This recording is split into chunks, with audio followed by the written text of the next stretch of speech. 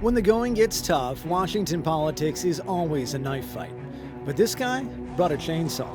Elon Musk, the world's richest man, never elected, never confirmed by the Senate, but still, there he is in the cabinet room and in the Oval Office. In just 30 days, Musk and his band of special government employees have ripped up federal contracts, tossed DEI programs into the wood chipper, put federal grants on ice, and fired or laid off tens of thousands of government employees, all with the passion and energy that has delighted the MAGA base and horrified as many detractors. It's dog eat dog in the nation's capital, and the Doge is unleashed.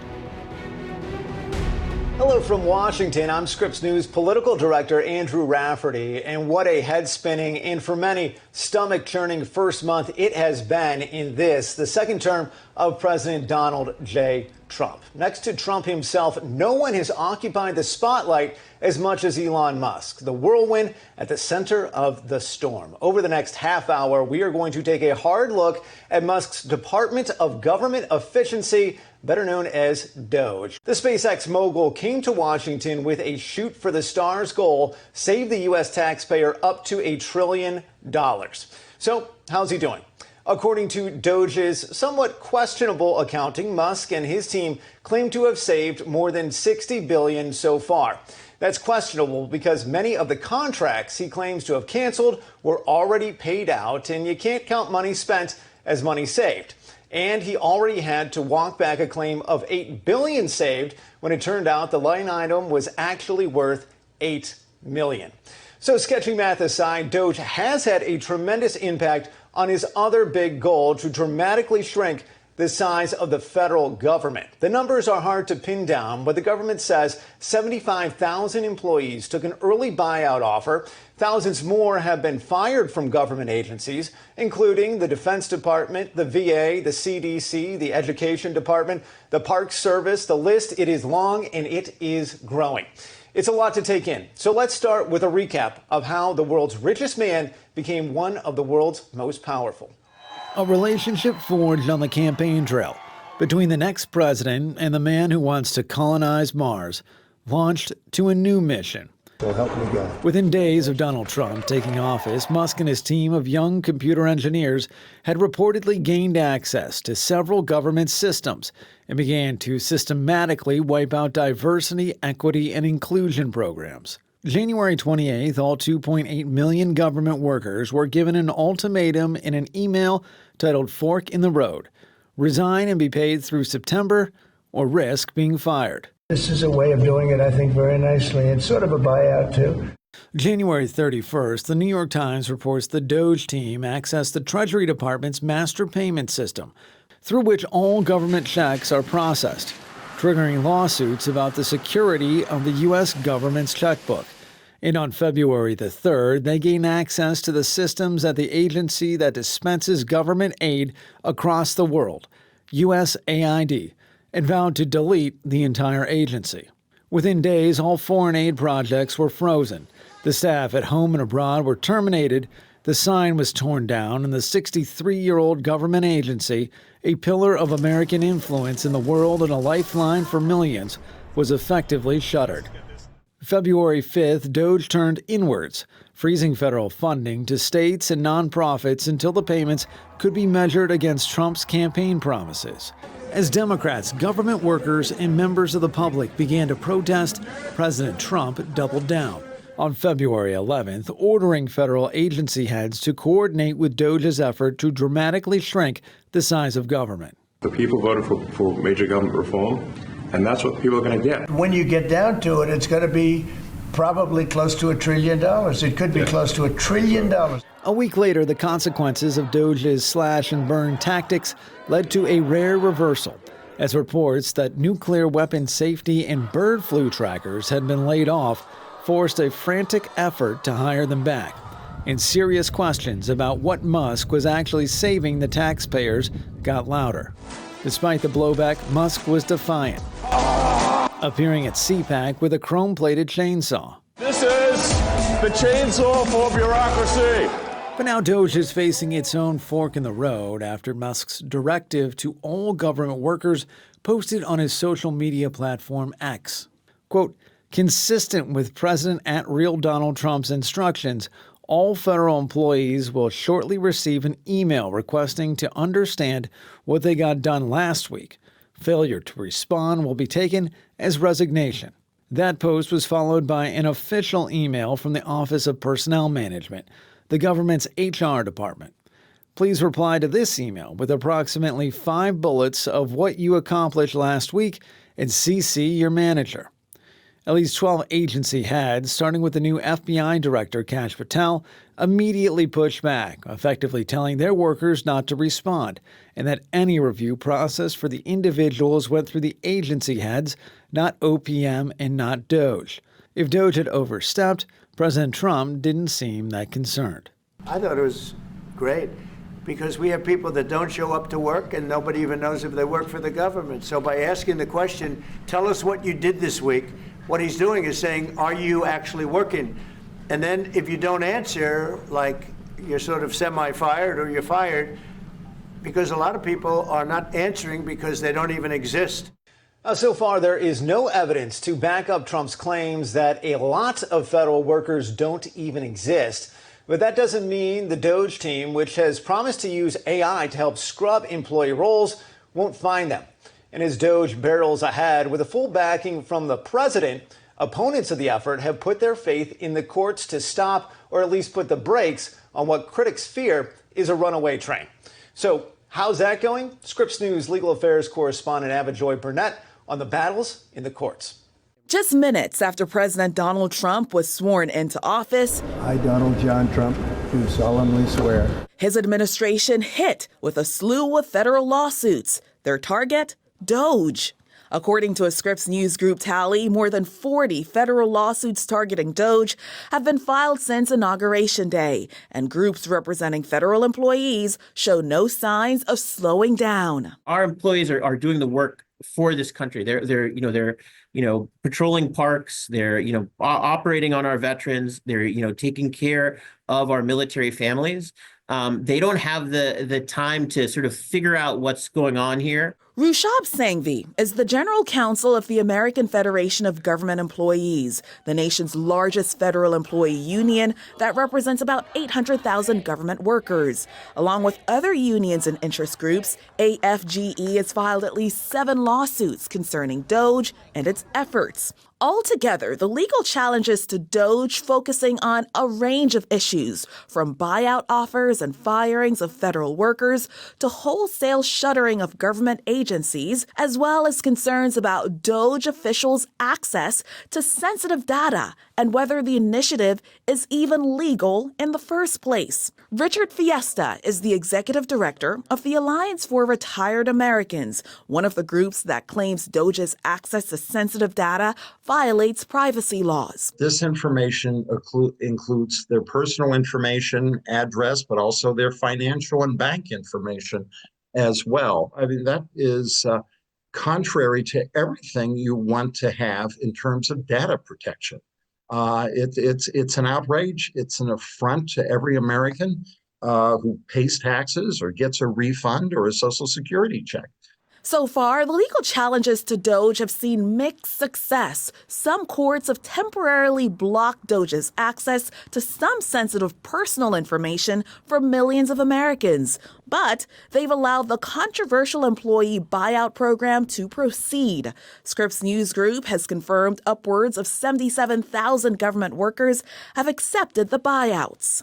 And courts so far declining to block the firings of more than 200,000 probationary workers. These are newer employees who've yet to gain full civil service protections, though some specific individuals' jobs have been ordered to be reinstated.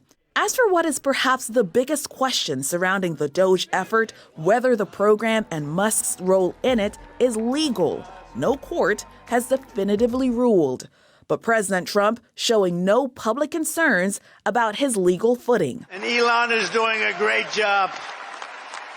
He's doing a great job. Avajoy Burnett, Scripps News Group, Washington. A, quote, great job. We've heard that from President Trump on more than one occasion. So let's get the rest of the team together. White House correspondent Haley Bull, congressional correspondent Nate Reed. Haley, let's start with you. You're at the White House every day. It's pretty clear that Musk has Trump's backing, at least for now. But is there any skepticism among senior administration officials or perhaps cabinet members about what Doge has been up to?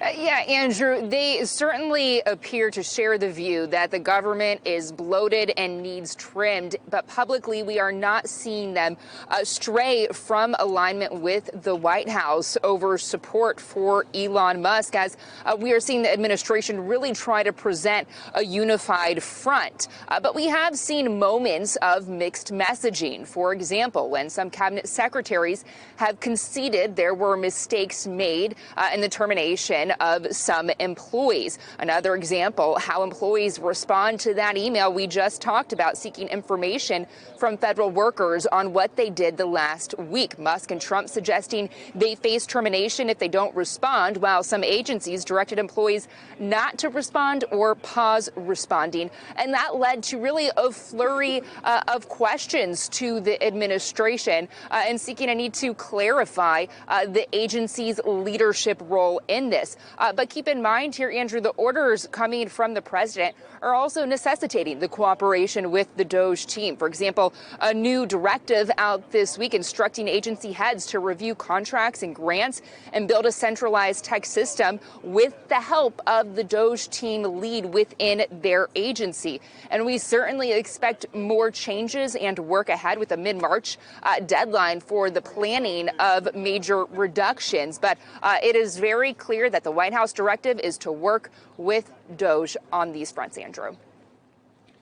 Yeah, and Nate, Congress has the power of the purse, right? Musk is directly challenging that by what he has been up to over these past few weeks. We know Democrats have been protesting it. We just saw some images of that. But are we hearing any criticism from Republicans yet about Doge's work? Well, look, Democrats for sure. Republicans are starting to maybe open the door to some criticism in response partially to some of these kind of more careless moves that my colleague Haley Bull just referred to, some of the things that have been reversed, other comments they've been getting from constituents in some of these town halls that we've seen across the country where Republicans are met by angry constituents, not clear if they're supporters of President Donald Trump, but still constituents were upset about a lot of these changes taking place so rapidly. I spoke earlier this week with a Republican member of the Doge subcommittee of the House Oversight Committee who told me that he believes some members of Elon Musk's Doge team might need to be fired for going against President Trump's orders on PEPFAR funding, slashing funding for an AIDS program in Africa that President Trump had filled out a waiver, allowing those funds to continue to go out the door despite the dissolution of USAID. So, again, some of that anger up here on Capitol Hill among Republicans may be beginning to be bubbling to the surface, again, just in the earliest incipient stages, though. Yeah, fascinating to continue to watch. Nate Reed from Capitol Hill, Haley Bull from the White House. Thank you both. And we have a lot still ahead. There's outrage in town halls, but is it real? And Ron DeSantis gets on the Doge bandwagon. Could your state be next? We'll ask two of our best reporters outside the Beltway. Plus, has Doge thrown a roadblock in Trump's deportation plan? Stay with us. This is a Scripps News special report. Doge Unleashed. Again, I think it's maybe going too fast, and a little more controlled process might, in my opinion, would work better. Do you think Elon Musk is good to have at the table on these issues? I think he could be, and hopefully will be, but I'm not sure if that he is. I am not cheating anybody. I am there to do a job and to do a job well. And so, you want to fire me because I did something wrong, that's fine. Or for cause, that's fine. But no, performance didn't, no. And that man was a veteran speaking to Scripps News Milwaukee, one of thousands hired by the government under its preferential hiring policy, then promoted, which put him in the standard probationary period, then fired via email. There's a lot of anger out there. We've seen that in some town halls, and a lot of support also for what Doge is doing as well. So let's get a gut check on how it's all playing out from outside the Beltway. Two of our best political reporters, Scripps News senior political correspondent Charles Benson in Milwaukee, and our man in Tallahassee, Scripps News Florida correspondent Forrest Saunders. Charles, I'll start with you because you've been at some of these town halls where we've seen people protesting Elon Musk and Doge. What are voters saying? Andrew, great to be with you. Yes, so at these town halls, they were Republican listening sessions in solid red districts where President Trump won. And so in one of the districts that we went to, there was some of it was organic, people just showing up to be there. Other parts of it was really an organized effort by Democrats at this particular event to push back on several things that President Trump has been doing in his first several weeks. One of them being Doge, the other one being Elon Musk, and concerns about what he is doing and the power he has been given to do these things. But also when I pull out of those kinds of meetings, go talk to voters. From the Republican side, you're seeing, look, they see Donald Trump as a businessman as well as Elon Musk, and maybe they can take approach to looking at government and finding ways to save money. So some are cautiously optimistic. But on the Democratic side, they see chaos. They see uncertainty. They see a big concern of the direction of Doge and Elon Musk. And Forrest, we know Governor DeSantis has started a task force, a Doge task force in his home state of Florida. Is this something that actually has any teeth? No, it absolutely does. I mean, whenever you give this kind of power and autonomy to the executive branch of government, they're going to use it. And DeSantis has been no stranger to stretching the limits of his executive authority. This Doge task force is just sort of the latest attempt at that.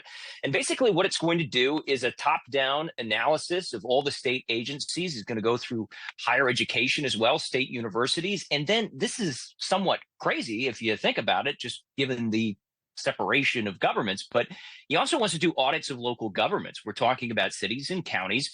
He wants to force their compliance with those audits through legislation that might happen during the upcoming legislative session, which starts in March, and then basically potentially shame those governments into making cuts. Now, he can't force them to do anything because they still do have their own autonomy, but he might point out things that he believes are glut and eliminate that. So there's a lot happening here in the state of Florida as DeSantis sort of wraps his arms around this Doge concept, a Doge Santis, if you will. All right, Forrest Saunders for us in Tallahassee, Charles Benson in Milwaukee. Thank you both for your reporting. More now on the real-world consequences of what Doge is doing, focusing now on the southern border, where, as Scripps News White House correspondent Serena Marshall found, the firing of immigration judges could throw up a roadblock to Trump's ambitious deportation agenda.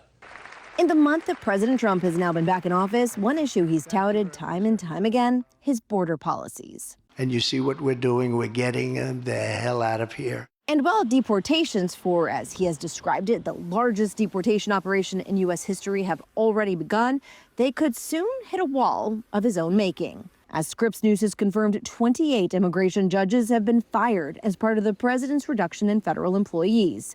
13 of those judges, like Carrie Doyle, were wrapping up their months-long training only to learn they'd been fired from their one-year probationary status. You know, you see the piles of work and then you're told it's not in the agency's interest to continue to employ you. Doyle was part of the newest class to be hired for the Justice Department's office, responsible for determining removals of those charged with crimes or immigration violations, as well as things like asylum and permanent residency. At the end of fiscal year 2024, there were just 735 immigration judges, according to a congressional report, a tripling since 2015. Still, the backlog in cases has exploded, up more than 1,100% since 2012, now sitting at more than 3.7 million total pending cases, many taking years just to be heard. Doyle in her private practice had challenged Trump's 2017 Muslim travel ban. More recently, though, she served as the lawyer seeking removals as general counsel at ICE and deputy general counsel for the Department of Homeland Security. But she, like many of the judges in her class, had no record from the bench. They were part of a ramp-up in hiring that's been supported by both parties. We've gotten money to hire new judges almost every year for the last 4 or 5 years to try to address the backlog and the challenges that the court faces. The president of the union, which represents immigration judges, said the impact will be felt with the delays that are going to come in the courtroom. Each judge handles 500 to 700 cases a year, so you can do the math pretty quickly and figure out the cases that will not be heard. We asked the Justice Department and Department of Homeland Security about the firings. The Immigration Office of the Justice Department declined to comment, while DHS told us simply positions are being reevaluated. When we asked the White House about it, they said it's up to each agency to share reductions, but also emphasized no mission-critical positions like border agents were terminated. And those that were either duplicative or due to their employees not being aligned with the administration's goals. A similar sentiment came from the president's border czar. How dare we? Didn't Biden fire a bunch of immigration judges? These were folks without any record. Did Biden fire immigration judges when he came in? He fired immigration judges that had a record that End they of said. story. As for Doyle, she hopes she and her colleagues were the last of the cuts to their agency. If they continue to fire newly hired judges, they really will bring the system to its knees. Serena Marshall, Scripps News Group, Washington. Well, thanks to all our reporters who took part in this special, and thank you all for watching. As always, please stay with Scripps News as we continue to track this fast-moving story and all the news as it breaks.